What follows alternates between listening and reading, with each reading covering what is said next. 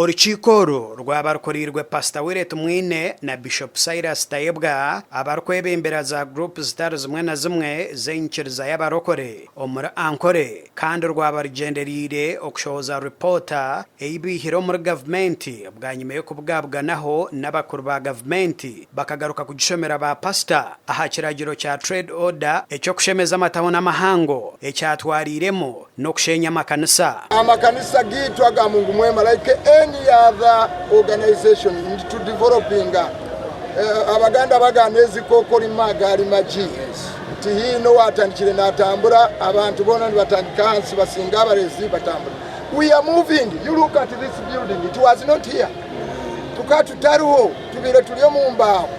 nana makanisa go nagabarokore galiye mu program banywani banje baneiba Bishop Chambade aba Christian Fellowship bahirize ku approving plans Destiny mujireba ari abakajombeka nana makanisa ganda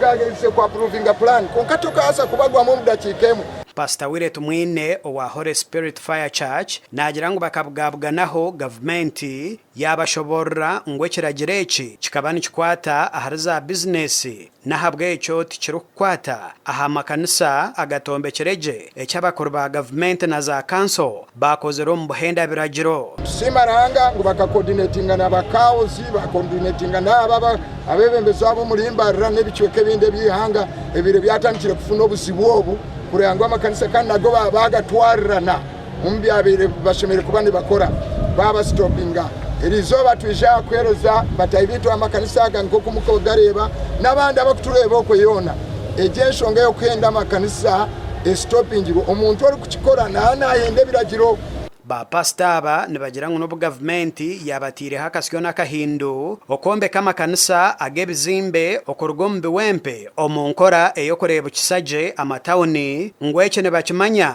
ngo konka bine kuhebwa obwire burukumara jangu tutandike huru yo kurugomba otukazom permanent kandi nyenda kubakakasa ngo ntuzakora namani kumuraze garuka kuza kutureba umwaka gurukwisha zakubatakire mu idarete abandi bahereza ba mukama abo twagambaho nabo nibagira ngo kushenya amakanisa nikirebuka nkekikorwa cyo kubahiganisa kandi obwe nabo binitafari eribatira ha gavumenti omukutunguka nkaganda madini registered by government so itwe netwenda kugira ngo ejinde persecution okuno kuhiganisibwa ahabwo kukura kwitu abantu batugirira ituma bayenda kutaha amateka agarukumenyesa hurreji yo kutenda amakanisa twakimukira mukabarisa kwenda kubasa kumanya busoma amakanisa gona bariyo bagahenda kikatandika mparampara bakushenya obujo bw'amahanda kutereze tawuni twamanya ngo necyo nkikomaho konka kandi hati cyayiyongerayo bahinda amakanisa ticyatukoraje kubanga president yatugamba ye ya mu constitution yakiriza abantu